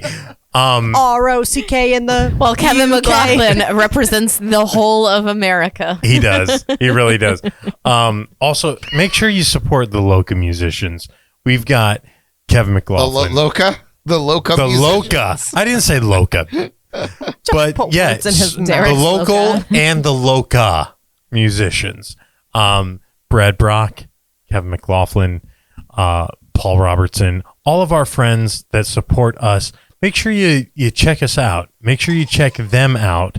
And check out their butts. Check out their butts. Tell us what you think. Yeah. Then Oh my God, on a friend on a butt scale of contest. on a scale of 1 to 10, what are they compared to Chris? What's Maloney? Whatever his fucking name Chris is. Maloney, you got Chris it. Maloney. Let's have that game. Brad, you know how to do it. Yeah, you got to get photos Check of all us your out. friends' butts. It's not weird. Check us It's out. not weird. Social anxiety trigger. It's a good test. But no, support our local musicians. If it wasn't for them, we wouldn't be here. BradBrock.com will show you the best one-man band show that I've ever witnessed. He plays like 4-5 different instruments on his. lot. He plays a And there's a lot of live shit. 24/7 calf cam. And Yeah. live 24/7 calf cam. Ask him to see his calves, you'll be blown away. and it's not on my animals. OnlyFans page. OnlyFans, $5 a month. It's Yeah. fucking great. It's the whole cow. It's the whole cow. Check out our friends at Drums and Rums podcast. They do everything. Is that Drums you- and Rums back? They're coming back. They coming back. Okay. Baby. Coming back, baby. But definitely check out our friends that support us. Support local. Come see me in Stewart. If you want to know, direct message me. I don't want to talk about it online. Slide into them DMs. Slide into my DMs, yo. For free food? For free food. I will give you an appetizer if you find where I'm working and come to see me. It's like, where's Waldo? Where's Derek? Yes. Oh, apparently I need to catch up on the tea. It's in Stewart, I promise. What's the tea? It's you know where I'm at. But Oh my God, we got to catch up on the team. Not here. Okay. Check Jesus. Brad Brock out this weekend. Check him out at the farmers market. He's Derek, you're giving me social anxiety right now. social anxiety. I'm just trying to plug my best friend and the That's gay. starter of this show. I don't want to butt plug him. I just want to plug him. My butt plug. My shameless butt plug is Fucking for Spider-Man, goddamn bradbrock.com. Enjoy This is the what drinks. happens. Jesus. Captain Caveman. Here we are. Thank you, Derek. That was wonderful. Captain- I appreciate that. Nobody Captain else has any shameless plugs. Cocktail. Good. I'm going to very quickly get through mine. Fuck you. I do want to spend a little bit of time talking about our website, jncpodcast.com. It's Play a the great game. site. It's interactive. You can watch the show live there and simultaneously play in the arcade. You can read our recap blog. So if you're just sitting on the toilet and you don't want to make any noise, you just want to read what we've been doing, the recap blog is awesome. It totally recaps each episode. You could read it in 5 minutes and you get a whole gist of what we're doing. So go and read those. Use your skills. Jesus. Read a book. Yeah. And if you find something interesting, watch the episode. But it's a great way to catch up. So check out the recap blog on our website.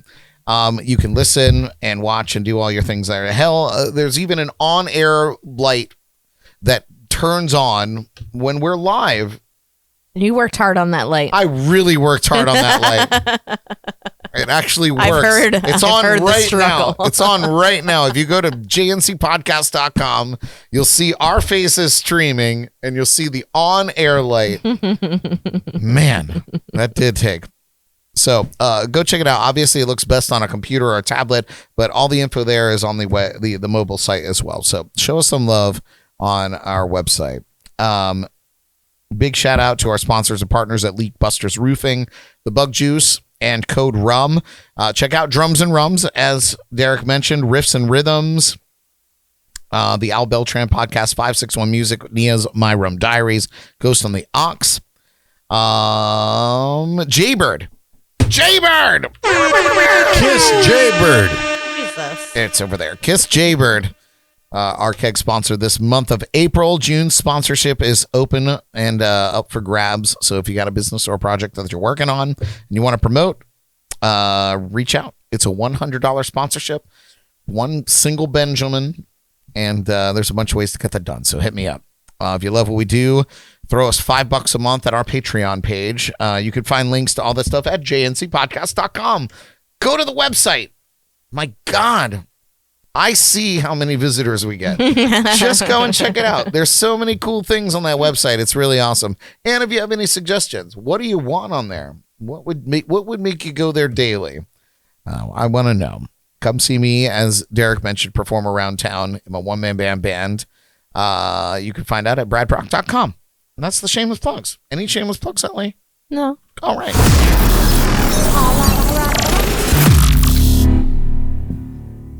All right, friends. Well, I hope you all enjoyed our show tonight. Thank you so much again for pushing us through 1,000 subscribers on YouTube. It really is a dream come true. Give it up for the crew. Jordyn! Dare Bear! And Eleanor. Dare Bear? That's new. Dare Bear. I like it, but that's new. Derelish. Good. Listen, you guys, details coming soon about our 1,000 subscriber party. We're going to figure it out. We're going to figure out what we're going to do. But until then, take care of yourselves and each other. Broadcasting live from the legendary JNC Lounge. I'm Brad Brock. Derek can't hang his headphones up. Oh, no. We love you. Good night. I'm amazed. I'll think this song, live a life this way. Oh, don't you know? When the song is done, it's time to go.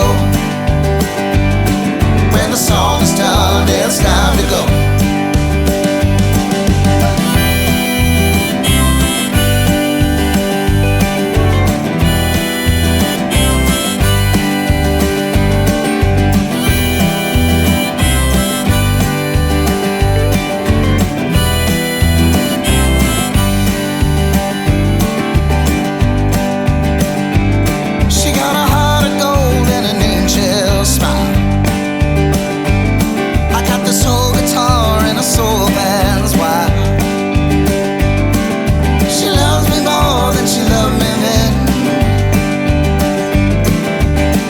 Sure, I'm